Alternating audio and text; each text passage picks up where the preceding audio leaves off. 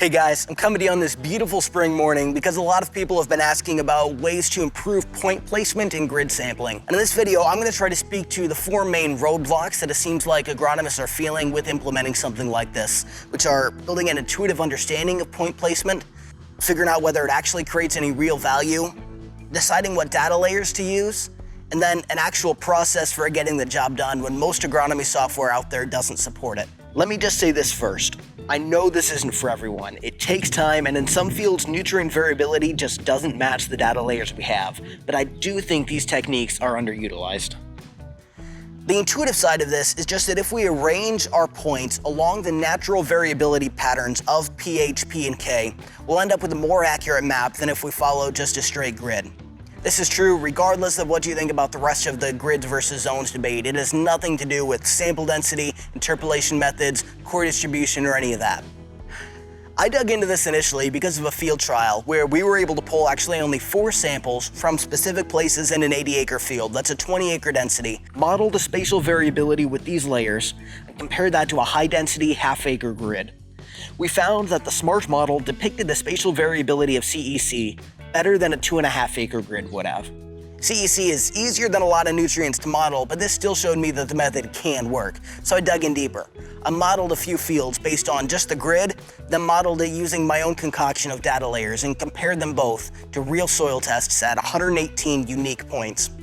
My SMART model matched the real data 31% better on pH, 90% better on phosphorus, and 200% better on potassium, which may have been a fluke, but I think it still shows the value. So finally, I looked at a study that we did with precision planting before I came to the company, where we actually compared several different techniques to a 16th-acre grid and found that essentially SMART points provided more accurate soil data, better VRT maps, and roughly $25 an acre in value over the 4 years that we were using those samples. That's not going to pay for my vacation or anything, but it's great for the level of effort that's involved. The most common data layer that I've seen used is soil type or texture, and it's actually free online and in some agronomy software. The USGS gathered this data really over the course of the last century now by literally walking over the field, visually inspecting it, and sending a lot of samples to labs. Nutrient variability within these soil types depends on a lot of factors, but for a ballpark, on one farm I looked at, I calculated the average of all points taken within each soil type. Most individual points differed from their soil type average by roughly 0.3 pH, 20 parts per million for phosphorus, and 40 parts per million for potassium. Some fields are made up of just one soil type, and in others, soil types are just wrong, but generally, this is really helpful for picking points. We should probably ask someone in your county what their experience has been, because sometimes it's hit or miss based on who actually gathered the data initially. If you want to create your own soil type maps, electrical conductivity or EC mapping with a Varus card or an EM38 is going to be pretty similar. As you can see here, EM38 readings tend to have a pretty strong correlation to the core components of soil texture, but they may not be as good at directly predicting nutrient levels. You can also use nutrient data from previous grid samples, and the best way to do this, I think, is to sample the very high-density grid once, and then use either CEC or organic matter from that soil map to pick your sampling points in the future. Basically, the high-density grid reveals the variability patterns, so we assume from then on that our pH, P, and K levels continue varying according to those same patterns.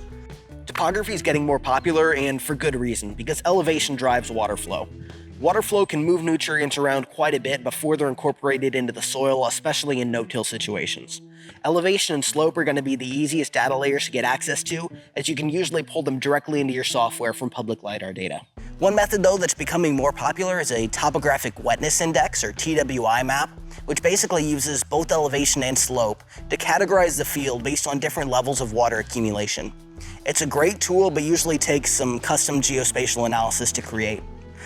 Some people are also using crop performance in this from previous seasons. Yield is the strongest way of doing this, but satellite imagery is really quick and easy, so if you're struggling to get a yield map from some customers, Normalized Difference Vegetation Index, it essentially measures leaf density using infrared light. Healthy crops actually reflect more. That's a good way of doing it.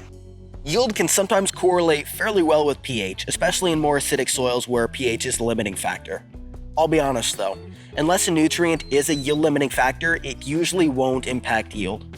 It's confusing because nutrient deficiencies can be in either a high yield area where a great crop last year emptied the soil, or a low yield area where the deficiency actually caused the lower yield. I would actually use crop performance very differently from soil type and topography. Let me show you my software process. I know most mainstream agronomy software can't create these points automatically, but they aren't your only option. It's a little extra work, but you can upload your boundary and data layers into separate software tools if you need to. I'm using GeoPard software for this video. They'll let me create as many zones as I want, which is nice. I'll just create a zone map, multi-layered, add the data layers we've been talking about and set weights. I'm gonna recommend that you weigh more accurate data higher, and generally that means focusing on soil type and topography. You can include crop performance here if you want, but like I said, I like to do that separately. So now we'll just choose my sample density. This is a 60-acre field, so I'll do 24 zones for 2.5 acres per sample density. We could have a whole other discussion here about where to take your cores in these zones and how many cores to take, but for now, I'll just pull 6 cores from one sample site in the middle of each zone. So when I create the soil test, each zone looks most like the sample in the middle. This is where I'd incorporate crop performance. I'll overlay these on my yield or NDVI map, and if any individual zone has wild yield variability, I'll just drop in an extra point there. And that's it. This does take some extra work, and because of that, it's normally a better fit for growers who have made or are willing to make a multi-year commitment. But if you have an appetite for it, I do think it's an intuitive, relatively simple way to create more value in your precision ag program.